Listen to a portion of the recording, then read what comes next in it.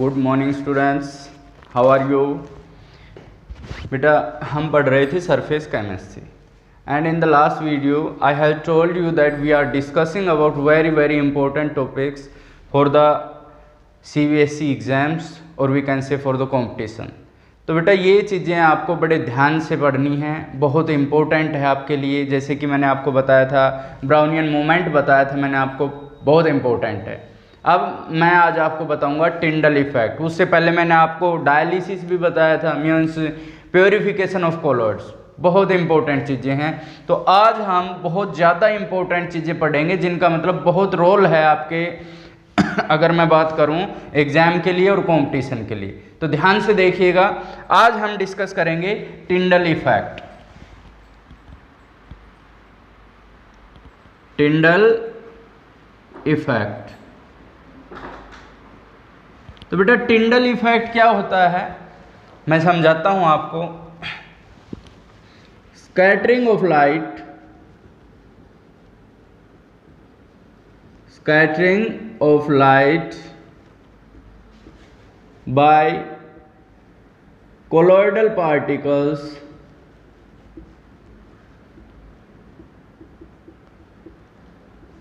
in a colloidal soul। बेटा light pass हो, ठीक है, कोलोइडल सॉल्यूशन से, और कोलोइडल पार्टिकल्स उस लाइट को क्या करते हैं, स्कैटर करते हैं। हमारे जो ये साइंटिस्ट हुए हैं बड़े ही खतरनाक थे, बड़े ही खौफनाक थे। उनको मतलब एक जुनून रहता था कि कोई चीज़ कैसे हो रही है उसका पता करना। जब किसी ने इनके बारे में पता किया कि ट्रू सॉल्यूशन क्या है, कोलोइडल सॉल्यूशन क्या है, तो साइंटिस्ट हैं हमारे, उन्होंने क्या किया, उन्होंने एक सॉल्यूशन लिया। उन्होंने क्या किया, ये एक सॉल्यूशन ले लिया बेटा इस तरीके से, साल्ट सॉल्यूशन ले लिया, पानी लिया, ठीक है, और वाटर लेके उसके अंदर सॉल्ट डिजोल्व कर दिया बेटा। अब इसके अंदर सॉल्ट डाल दिया। अब आपको भी पता है कि वाटर के अंदर अगर हम सॉल्ट डालेंगे तो वो कैसा सॉल्यूशन रहेगा, वो ट्रू सॉल्यूशन रहेगा, वो कोई कोलोइडल सॉल्यूशन नहीं है। तो इस चीज़ को देखने के लिए कि क्या डिफरेंस है भाई, उसने एक सॉल्यूशन और ले लिया। भाई साहब ने क्या किया, एक और वेसल लिया और उस वेसल के अंदर कोलोइडल सोल ले लिया, जैसे सल्फर का ले लिया उन्होंने कोलोइडल सोल, इस तरीके से गोल्ड का ले लिया कोलोइडल सोल, इस तरीके से।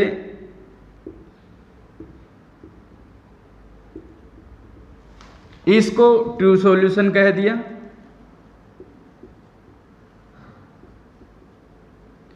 और इसको बेटा कोलोइडल सॉल्यूशन कह दिया, कोलोइडल सॉल्यूशन। अब बेटा इसको क्या किया कि एक इसमें से एक लाइट पास की, एक सोर्स था लाइट का, उसमें से लाइट पास की, इसमें से लाइट पास करने के बाद वो क्या करता है, इस सॉल्यूशन में इधर से देखता है, उधर से देखता है, ऊपर से देखता है, साइड से देखता है। साइंटिस्ट क्या कर रहा है, कोई देख रहा है कि भाई पता नहीं ये पागल हो गया या क्या कहानी है, क्या देख रहा है। वो इसमें से लाइट पास करके देख रहा है, उसको कुछ दिखाई नहीं दिया। फिर उसने वो सॉल्यूशन रखा और इसमें से जैसे ये लाइट पास की इस तरीके से, फिर इसमें तो उसे कुछ भी दिखाई नहीं दिया। फिर उसने क्या किया, कोलोइडल सोल में, साइंटिस्ट की तो आदत है जैसी है, वो भाई साहब इधर से देखते हैं, इधर से देखते हैं, नीचे से देखते हैं, हर तरीके से देखते हैं। जब वो इस लाइट के परपेंडिकुलर देखता है, जब वो ऊपर की तरफ से देखता है उसमें, तो उसको क्या करता है, लाइट का पाथ दिखाई देता है। ये जो लाइट जा रही है ना, इसका पाथ उसको दिखाई दे रहा है कि ये लाइट इस पोर्शन में से जा रही है। ये देख के उसे बड़ी खुशी होती है। इससे उसने क्या बताया, उन्होंने बताया कि जब कोई लाइट पास होती है किसी कोलोइडल सॉल्यूशन से तो लाइट का पाथ दिखाई दे देता है। वो किस वजह से, कोलोइडल पार्टिकल की वजह से। इसके अंदर क्या है, कोलोइडल पार्टिकल्स हैं, वो लाइट को क्या कर रहे हैं, स्कैटर कर रहे हैं। This scattering of light is known as Tyndall effect. ये क्योंकि ग्राहम टिंडल एक साइंटिस्ट हुए हैं, ये चीज़ें उन्होंने ऑब्जर्व की तो उनके पीछे ये हो गया। अगर हमारे यहाँ का, हमारे कंट्री का कोई ऑब्जर्व करता तो उसके नाम पे ये रखा जाता। वैसे हमने देखा है कि भाई जैसे हमारे पास रोशनदान आपने देखा होगा घरों में होता है, उसमें से जब लाइट आती है, सूर्य का प्रकाश जब आता है, सनलाइट एंटर करती है, तो उसके अंदर छोटे छोटे पार्टिकल मूव करते दिखाई देते हैं, दैट इज टिंडल इफेक्ट। ये हमारी आम जिंदगी में हमारे गाँव के लोग खूब देखते भी होंगे, लेकिन हम क्या करते हैं, चीज़ों को देख लेते हैं कि भाई ये ऐसे हुआ, कोई बात नहीं, हो रहा है, हम ऑब्जर्व नहीं करते, उन्होंने वो चीज़ें ऑब्जर्व कर ली। तो ये टिंडल इफेक्ट। अब देखना होता क्या है कि एक्चुअल में जैसे ये लाइट आ रही है बेटा, यहाँ पर कोई टिंडल पार्टिकल है, कोलोइडल पार्टिकल है, ये इस लाइट को एब्जॉर्ब कर लेता है बेटा, और एब्जॉर्ब करके इन लाइट को ये अलग अलग डायरेक्शन में इस तरह से करता है। इसको क्या कहते हैं, स्कैटरिंग कहते हैं। तो कहने का मतलब जो पार्टिकल्स हैं कोलोइडल पार्टिकल्स, और ये चीज़ें उनकी डायमीटर पे डिपेंड करती है डायमीटर पे भी डिपेंड करती है, वेवलेंथ, लाइट की वेवलेंथ पे भी डिपेंड करती है। तो आपको मेन चीज़ क्या देखनी है कि जो ये कोलोइडल जो टिंडल इफेक्ट दिखा रहा है वो जनरली हमारे पास हमने दो तरह के बताए थे। एक तो हमने बताया था लायोफिलिक कोलोइड्स, लायोफिलिक कोलोइड्स, और एक हमने बताया था लायोफोबिक कोलोइड्स, लायोफोबिक कोलोइड्स। तो अब आप क्या देखोगे, लायोफिलिक जो कोलोइड्स हैं वो इस इफेक्ट को शो कर भी सकते हैं और नहीं भी कर सकते, लेकिन हमारे पास जो लायोफोबिक कोलोइड्स हैं वो इसको जनरली शो करते हैं। तो ये शो कम करते हैं या कई बार नहीं भी करते, तो ये क्या वजह है, उसके लिए मैं कंडीशंस बताऊंगा आपको कि क्या वजह है, क्या कंडीशंस हैं। बाकी जो ट्रू सॉल्यूशन है उनके पार्टिकल्स का साइज इतना छोटा होता है कि वो इस चीज़ को टिंडल इफेक्ट को शो नहीं कर पाते, लाइट को स्कैटर नहीं कर पाते। तो स्कैटरिंग ऑफ लाइट हुई है यहाँ पर किसके द्वारा, कोलोइडल पार्टिकल्स के द्वारा, तो उसको हम क्या कहेंगे, टिंडल इफेक्ट कहेंगे बेटा। तो इस चीज़ को आपको अच्छे से ध्यान रखना है कि scattering of light by colloidal particles is known as Tyndall effect. तो जब कोई लाइट पास करेंगे, मैं आपको एक्सपेरिमेंटली भी करके दिखाऊंगा कि अगर दो सॉल्यूशन लेंगे, एक ट्रू सॉल्यूशन ले लेंगे, कोलोइडल सॉल्यूशन, और जब उसमें से लाइट पास करेंगे ना, तो जो कोलोइडल सॉल्यूशंस है उसमें से वो पाथ अलग दिखाई देगा, लाइट स्कैटर हुई अलग दिखाई देगी हमें। स्कैटर किस तरीके से होती है ये मैंने आपको बता दिया है। अब बेटा टिंडल इफेक्ट दिखाया जाता है, कुछ कंडीशंस होती हैं उसके लिए, कि कौन सी कंडीशंस है, कंडीशंस फॉर टिंडल इफेक्ट।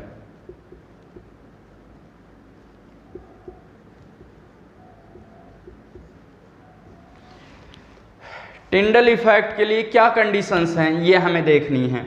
तो बेटा कुछ सर्टेन कंडीशंस का होना जरूरी है, हर एक वजह से हर जगह ये टिंडल इफेक्ट नहीं दिखाया जाएगा। तो पहला जो है वो क्या है, diameter of colloidal particle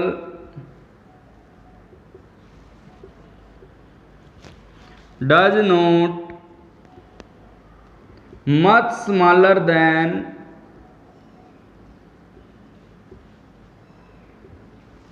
smaller than wavelength of light।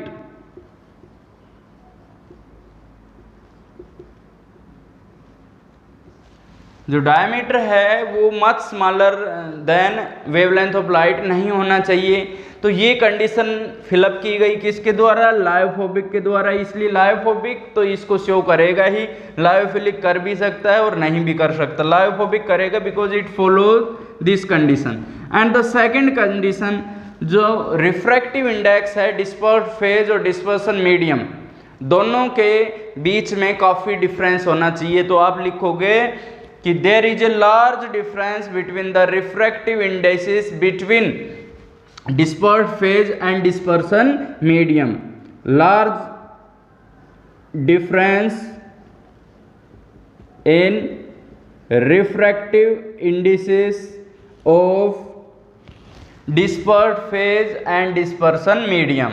तो इस तरीके से आपको इन कंडीशंस का भी ध्यान रखना है। आपको इम्पोर्टेंस बताता हूँ।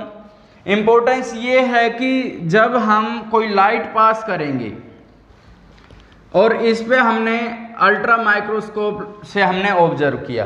पार्टिकल तो बेटा हमें तब भी दिखाई नहीं देंगे, लेकिन जब ये लाइट इन पे गिरेगी ना तो उस दौरान ये उसको स्कैटर करेंगे तो हमें ये पार्टिकल इस तरह से लाइट दिखाई देगी, रिफ्लेक्ट होगी, यहाँ इस तरह से दिखाई देगी, यहाँ पर इस तरीके से हमें ये दिखाई देंगे कि लाइट कहाँ से स्कैटर हो रही है। तो इस तरीके से उन पार्टिकल्स को काउंट किया जा सकता है, उन स्कैटर लाइट को काउंट किया जा सकता है।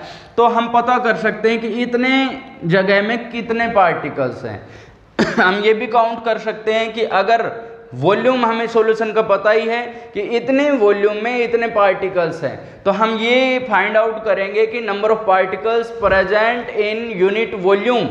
तो इस तरीके से हम इस चीज़ को पढ़ सकते हैं बेटा। ये टिंडल इफेक्ट बहुत ही इंपॉर्टेंट है और इनकी जो कंडीशंस है, कहीं एक कॉम्पिटिशन एग्जाम में मैंने देखी थी कि condition for Tyndall effect 4 option दे दिए थे। तो आपको ये पढ़ना है, आपको पता होना चाहिए कि भाई ये चीज़ क्या है। ठीक है बेटा, कंडीशंस के बारे में पढ़ें। टिंडल इफेक्ट, तो टिंडल इफेक्ट है, ये कौन सी प्रॉपर्टी है? ऑप्टिकल प्रॉपर्टी बोलेंगे। मैकेनिकल प्रॉपर्टी कौन सी थी? ब्राउनियन मोमेंट मैंने बोला था। तो ये जो प्रॉपर्टी है इसको हम बोलते हैं ऑप्टिकल प्रॉपर्टी। ऑप्टिकल प्रॉपर्टी, ये भी ध्यान रखना क्योंकि ये लाइट से रिलेटेड है, तो इसको हम क्या कहेंगे? Optical property of colloidal sol. अब हम इससे आगे पढ़ेंगे electrical property. Electrical property,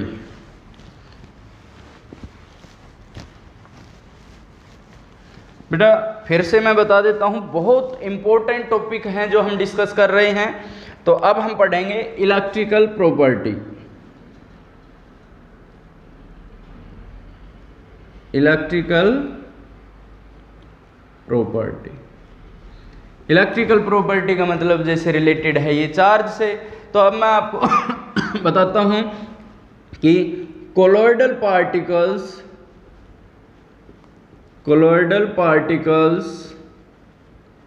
have same charge.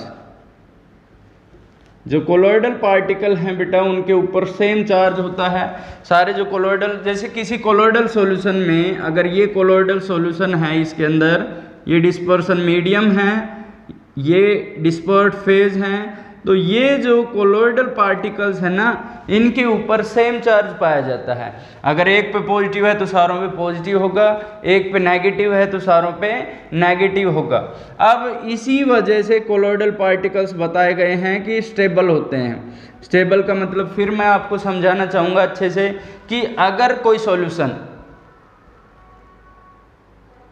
Solution बनाया गया है और उसके पार्टिकल्स सेटल डाउन नहीं हुए हैं, नीचे नहीं बैठे हैं, सॉल्यूशन में डिजोल्व हैं, तो वो स्टेबल है।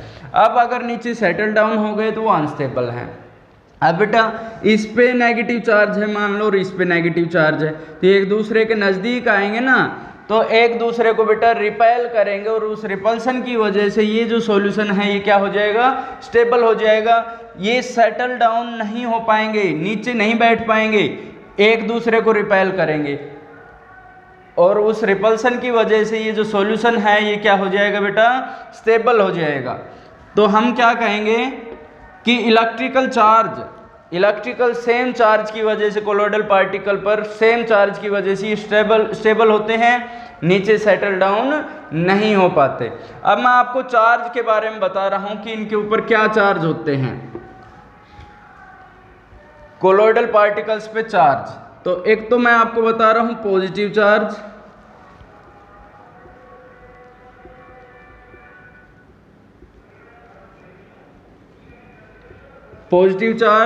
और यहां पर मैं आपको कह रहा हूं नेगेटिव चार्ज। अब मैं कुछ ऐसे पार्टिकल्स बता रहा हूं जिनके ऊपर क्या होता है? पॉजिटिव चार्ज होता है और कुछ पे कैसा होता है? Negative charge. अब मैं आपको नंबर 1 पे बताऊंगा, जैसे कि हमारे पास है मेटल हाइड्रोक्साइड्स।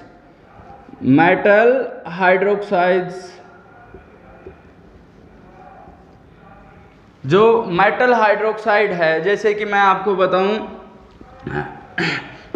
AlOH की होल थ्राइस, तो ये हमारे पास क्या है? मेटल हाइड्रोक्साइड है। और जो मेटल हाइड्रोक्साइड्स है उन पे कैसा चार्ज होता है? पॉजिटिव चार्ज होता है।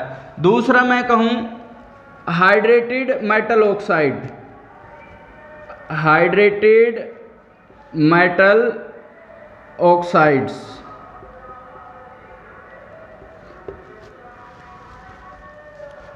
हाइड्रेटेड मेटल ऑक्साइड जैसे कि हमारे पास है Al2O3 और XH2O, तो ये हाइड्रेटेड है मेटल ऑक्साइड। तो इसको हम क्या कहते हैं कि ये जो कोलॉइड्स हैं, ये कोलॉइडल पार्टिकल्स हैं, इन पे कैसा चार्ज होगा, इनके ऊपर पॉजिटिव चार्ज होगा। अगर मैं तीसरी बात करूं, हमारे पास क्या है, हीमोग्लोबिन। बॉडी के अंदर ब्लड होता है, तो ब्लड जो है उसके अंदर हीमोग्लोबिन होता है, और वो जो हीमोग्लोबिन है वो कोलॉइडल रेंज का होता है बेटा। उसका साइज जो होता है वो कोलॉइडल पार्टिकल्स की तरह होता है, और उस कोलॉइडल पार्टिकल पे कैसे चार्ज होता है, पॉजिटिव चार्ज होता है, हीमोग्लोबिन, इस तरीके से। और मैं आपको बता दूं, जो डाइज होती हैं, बेसिक डाइज, जो बेसिक डाइज होती हैं उन पे भी कैसा चार्ज होता है, पॉजिटिव चार्ज। इसको आपको समझना है, ढंग से याद करना है। एग्जाम में बेटा आया हुआ है कि पॉजिटिवली चार्ज कौन सा है, इसमें ABCD ऑप्शन दे दिया, तो आपको ध्यान रखना है। इसी तरह से अगर मैं नेगेटिव की बात करूं तो यहाँ पर हम लिख सकते हैं मेटल कोलॉइड्स। जो मेटलिक कोलॉइड्स होते हैं, जो मेटल होते हैं, जैसे कि मैं कहूँ कॉपर, सिल्वर, गोल्ड, ये सब कैसे हैं, ये बेटा नेगेटिवली चार्ज कोलॉइड्स हैं। सेकंड वन अगर मैं आपको बताऊं, मेटल जो सल्फाइड होते हैं, मेटल सल्फाइड की बात करूं, जैसे कि हमने एक प्रिपेयर भी किया था बेटा, AS2S3 आर्सेनियस सल्फाइड है, ये बेटा नेगेटिवली चार्ज होता है। कहीं एग्जाम में मैंने जरूर इस क्वेश्चन को भी देखा है कि इस पे कैसा चार्ज है, CDS है, ये जो है ये भी कैसा है, नेगेटिवली चार्ज है। तो अब मैं थर्ड वन की बात करूं, थर्ड वन हमारे पास क्या है, स्टार्च है, जेलेटिन है। तो बेटा इस तरह के जो कोलॉइडल पार्टिकल्स हैं वो नेगेटिवली चार्ज जो होते हैं। फोर्थ वन जो एसिडिक डाइज होती हैं, वो बेसिक थी, ये एसिडिक डाइज जो हैं ये कैसी होती है बेटा, नेगेटिवली चार्ज होती हैं। तो इस टेबल को आपको याद रखना पड़ेगा, आपको ध्यान देना पड़ेगा इस पे, कभी भी उसमें मत चले जाना, ये मत सोच लेना कि भाई ये तो वैसे ही लिख दिया है। कंपटीशन एग्जाम में इस चीज़ को कई बार पूछा गया है, CBSE में भी पूछा जा सकता है। तो ध्यान रखना, हीमोग्लोबिन पे कैसा चार्ज होता है, आर्सेनियस सल्फाइड पे कैसा चार्ज होता है कोलॉइडल रेंज में, ठीक है। तो इनको अगर आप पढ़ोगे तो आपके लिए फ़ायदेमंद रहेगी ये चीज़। इसके बाद फिर हम एक इम्पोर्टेंट टॉपिक उठा रहे हैं, क्या है वो important topic, origin of charge. कि इनके ऊपर जो ये चार्ज आता है, पॉजिटिव आ रहा है, ये नेगेटिव आ रहा है, ये किस वजह से आ रहा है। तो हम इस चीज़ को पढ़ेंगे, ओरिजिन ऑफ चार्ज।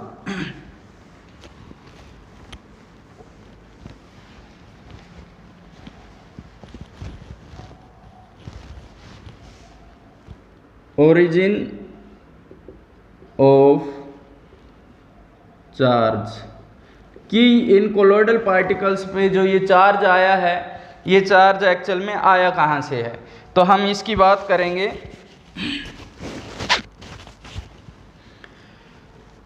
जैसे बेटा हमारे पास है AgNO3 और हमने इसकी रिएक्शन Ki के साथ करा दी, तो इसने बना दिया AgI। ये जो AgI बना है ये बेटा कोलॉइडल रेंज का पार्टिकल है, ये कोलॉइडल रेंज है।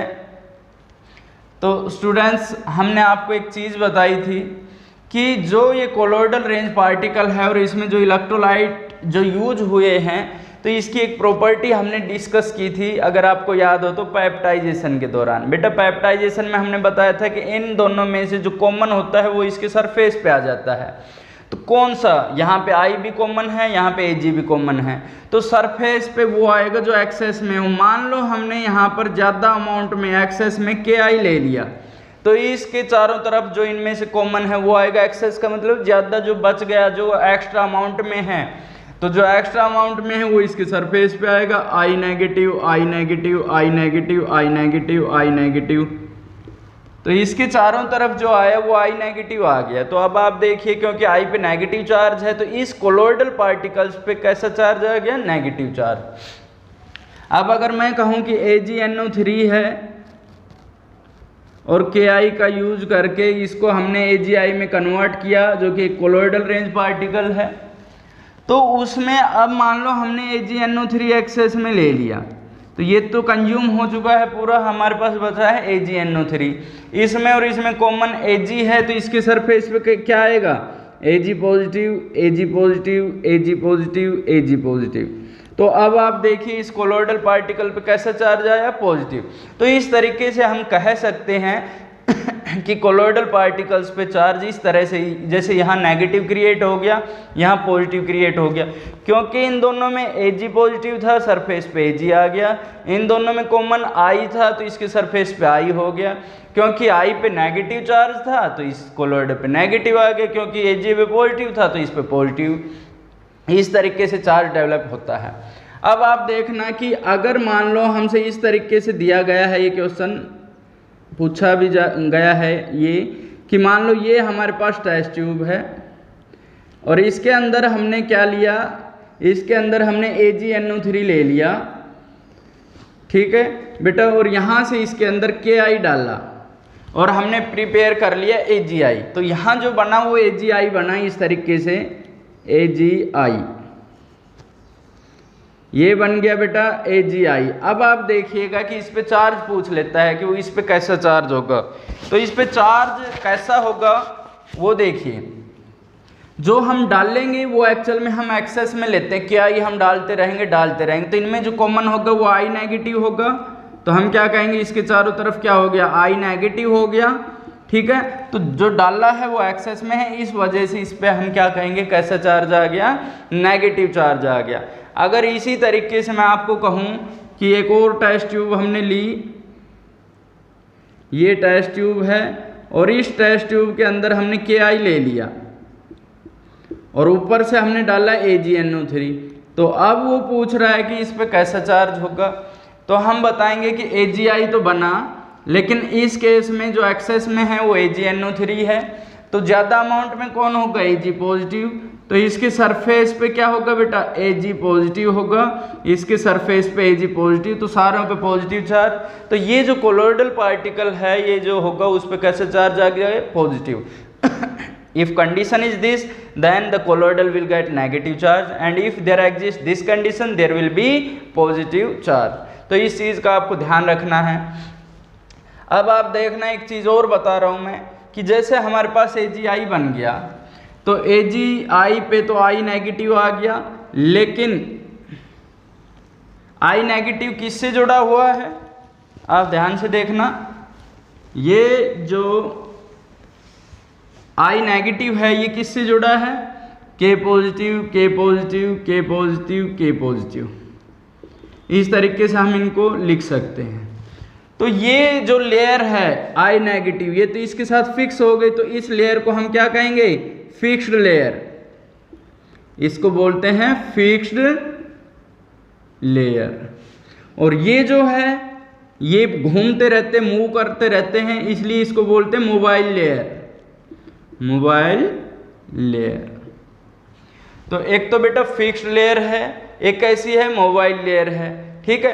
तो इस फिक्स्ड लेयर और ये जो मोबाइल लेयर है इनके बीच में एक पोटेंशियल का डिफरेंस क्रिएट हो जाता है, उस पोटेंशियल डिफरेंस को हम बोलते हैं जेटा पोटेंशियल, जेटा पोटेंशियल। बेटा अगर आपसे क्वेश्चन पूछा जाए कि व्हाट इज जेटा पोटेंशियल, आप क्या कहोगे, there is a potential difference between fixed layer and mobile layer. इस फिक्स्ड लेयर और मोबाइल लेयर के बीच में क्या है, एक पोटेंशियल का डिफरेंस है। इस पोटेंशियल डिफरेंस को हम क्या कहते हैं, जेटा पोटेंशियल। पूछा जा सकता है 1 नंबर में ये, ठीक है बेटा। तो ये था, अभी हम जो लगातार पढ़ाते जाएंगे इंपॉर्टेंट टॉपिक हैं ये मैं बता दूंगा, और उनमें से आपको बोर्ड एग्जाम में भी कोई ना कोई चीज़ ज़रूर मिलेगी, ये मैं आपको बताता हूँ, सीरियस लेनी है ये चीज़ आपको। तो ओरिजिन ऑफ चार्ज हमने पढ़ लिया है, अब हम नेक्स्ट टॉपिक उठाते हैं कैटाफोरेसिस। हम पढ़ेंगे कैटाफोरेसिस।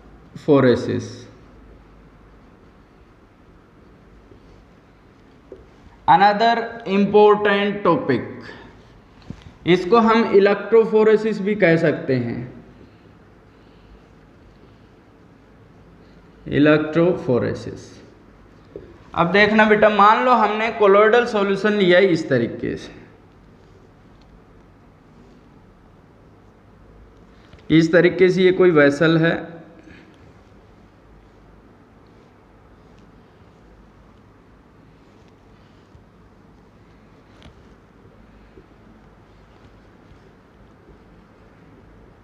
एक तरफ पॉजिटिव प्लेट है, एक तरफ नेगेटिव प्लेट है, और ये हमने ले लिया कोलोइडल सॉल्यूशन। ये सॉल्यूशन है बेटा कोलोइडल सॉल्यूशन, जिसके अंदर क्या एग्जिस्ट कर रहे हैं, कोलोइडल पार्टिकल्स कर रहे हैं। अब मान लो ये कोलोइडल पार्टिकल जो होते हैं, हमने आपको बताया था उन पे सेम चार्ज होता है। तो मान लो सारों पे कैसा चार्ज है, पॉजिटिव चार्ज है, इन कोलोइडल पार्टिकल्स पे पॉजिटिव चार्ज है सब पे। जब हम इसको कनेक्ट कर देंगे इस सेल से तो इलेक्ट्रिसिटी पास होगी। अब देखना बेटा, एक तरफ पॉजिटिव चार्ज है, दूसरी तरफ नेगेटिव चार्ज है, तो क्या होगा आप देखिएगा।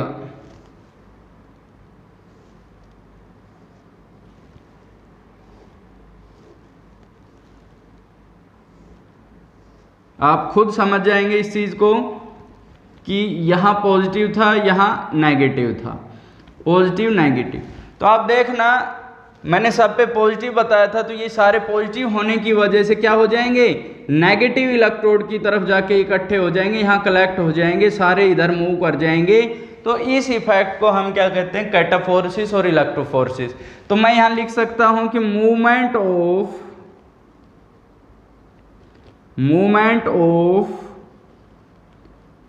Colloidal particles under the effect of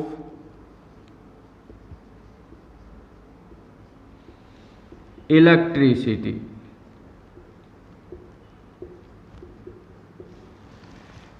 colloidal particle का एक तरफ मूव कर जाना, कब, जब इलेक्ट्रिसिटी पास की जाए, तो उसको हम क्या कहते हैं बेटा, इलेक्ट्रोफोरेसिस या कैटाफोरेसिस। बहुत आसान सा है और बहुत इंपॉर्टेंट है। क्या कहोगे, cataphoresis is the process in which colloidal particles move towards one electrode या one side, that is known as electrophoresis और कैटाफोरेसिस। बेटा पहले इसको कैटाफोरेसिस कहते थे। कैटा बना है हमारे पास किससे, कैटायन से। तो पहले जितने भी कोलोइडल पार्टिकल्स हमें मिले थे सब पे कैसा चार्ज था, पॉजिटिव, इसलिए उनको कैटायन कहते थे। कैटायन की वजह से उनका नाम हो गया कैटाफोरेसिस। अब आप देखोगे कि नेगेटिवली चार्ज भी मिल गए, तो अब उस कैटाफोरेसिस की बजाय हम उसको इलेक्ट्रोफोरेसिस कहने लग गए, क्योंकि अब हमें कुछ कोलोइडल पार्टिकल ऐसे भी मिले जिन पे कैसा चार्ज था, नेगेटिव चार्ज था। ठीक है बेटा, तो इस तरीके से हम क्या कह सकते हैं कि ये इलेक्ट्रोफोरेसिस क्या होता है, movement of colloidal particles under the effect of electricity. कि इलेक्ट्रिसिटी जब पास करेंगे तो कोलोइडल पार्टिकल्स एक तरफ मूव कर जाएंगे, उस मूवमेंट को हम क्या कहेंगे, कैटाफोरेसिस और इलेक्ट्रोफोरेसिस। इसके बाद बेटा हम क्या पढ़ना चाहेंगे, इलेक्ट्रोऑस्मोसिस। वो हम कल पढ़ेंगे बेटा। तो जो टॉपिक्स मैंने आज पढ़ाए हैं इनको आपको ढंग से पढ़ना है, क्योंकि हमने जो डिस्कस किया है वो इम्पोर्टेंट टॉपिक्स को पढ़ा है, बहुत इंपॉर्टेंट हैं। और अब जो नेक्स्ट लेक्चर मैं लूँगा उसमें भी वाकई में बहुत इंपॉर्टेंट टॉपिक्स रहेंगे। फिर ये यूनिट क्या हो जाएगी, फिनिश हो जाएगी। Thank you.